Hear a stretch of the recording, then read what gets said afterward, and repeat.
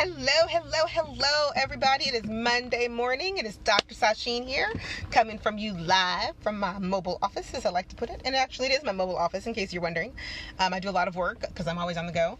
So I actually have a lot of stuff. I have a lot of setup here that you don't actually get to see on the side. So mobile office it is. Anyway, this is Dr. Sasheen, and I'm coming to talk to you today and for the rest of March all about this concept of, should I follow my passion?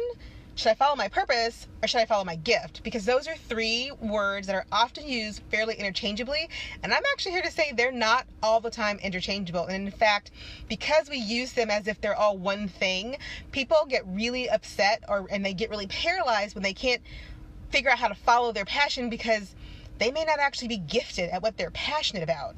They may love it and they may be really passionate about it, but they may suck at actually executing that passion in a way that would be tangible enough to make them a living or make them happy.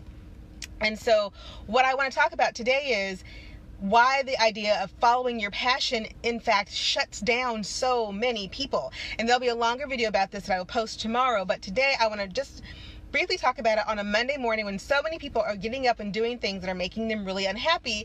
And the first thing they think is, well, I'm not really passionate about this. I don't really like this. It is okay to be not passionate about something and want to give it up.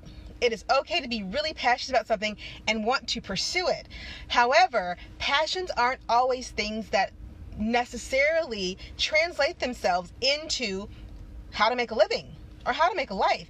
So for example, you can be wildly passionate about art. I love art. I'm an avid collector. I love paintings and sculptures. I'm really fond of textiles. I do not create those things. It would make zero sense for me to take the passion that I have for the viewing of art and somehow think that I should be passionately pursuing art. Maybe I should be passionately pursuing an import-export business because I'm fairly gifted at organization structures and dealing with people. But my passion is art. My passion is the expression of art, the doing of the art, the watching and the consuming of the art. And understanding that my passion is one thing, but my purpose and gift are different would help people to uncouple the feelings of anxiety and guilt and frustration that they get when someone says, well, you should just follow your passion. I'm passionate about 10,000 things. And those 10,000 things, I'm not good at 9,998 of them. 2 of them I might be, but there's the other 9,998 that I'm passionate about that I have to fiddle through until I figure out the 2 that I could actually do something with to create the life that I want. And so today, as Monday morning rolls around, and as you start thinking about what is it that I want to be doing with my life, the first thing I want you to think about is uncoupling passion from purpose and uncoupling passion from what you're gifted at, because your passions are just that. A passion is a wonderful desire, a feeling of intense emotion and wanting to have, own, do, be, seek out, engage in, enjoy. That is a passion.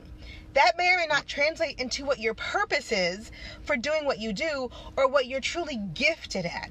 Now, I think about some of the great inventors of our time who are extraordinarily passionate about certain things that may or may not have actually been what they were truly gifted at, right? So let's think about Ray Kroc, for example. Everyone knows the story of Ray Kroc because if you've driven past a McDonald's, that is what Ray Kroc helped put on the map, was McDonald's. He didn't start McDonald's.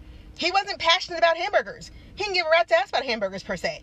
What Ray Kroc was really good at was organizing and understanding the marketplace. His passion was helping people figure something out.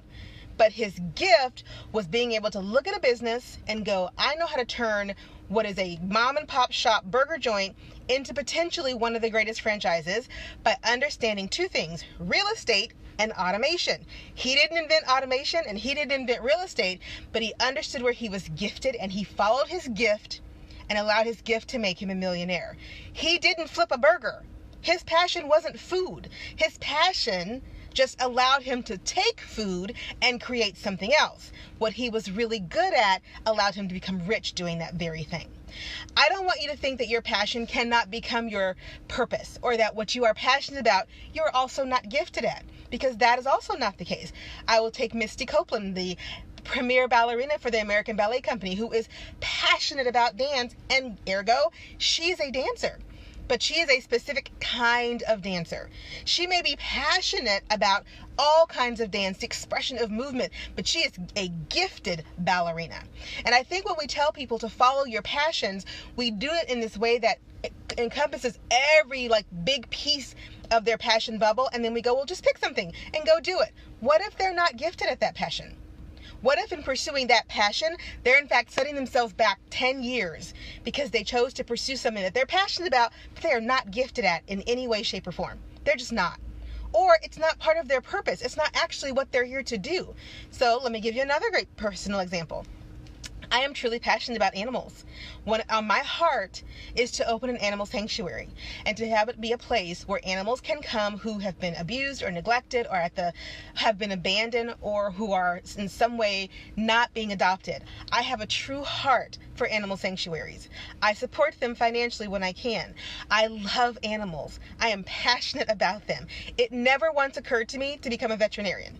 Not one time. I have zero interest in doctoring on animals or being in an animal clinic. It never occurs to me that I'm going to take my love and my passion for animals and show them at animal shows. I don't show dogs, I don't show cats, I don't show guinea pigs. I love and am passionate about animals, and I want to open an animal sanctuary, and yet I have zero desire to work at the animal sanctuary.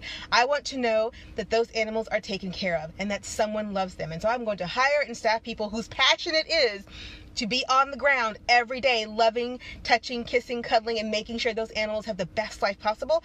I'm going to go pursue my gifts to make my passion possible.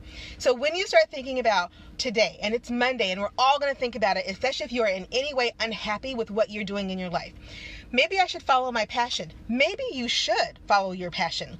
But is your passion actually something that is in alignment with your purpose? And are you gifted enough at that passion for it to make a difference in your life?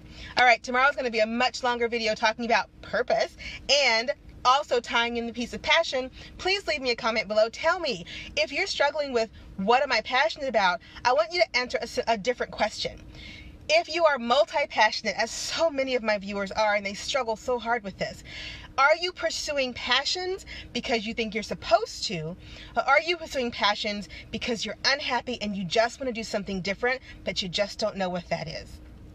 Chances are it's the latter, and what you then need to do is focus more on your purpose and not your passion. All right, that's Monday morning. Thank you for tuning in and for all the love that I got. Facebook isn't telling me who's here, but for all the love that I got today, thank you so much. Please, please, please leave a comment below. Let me know what you think about the video and share it if you think it's valuable to you and to your community of people. Have a wonderful day, everyone. I'll see you tomorrow. Bye.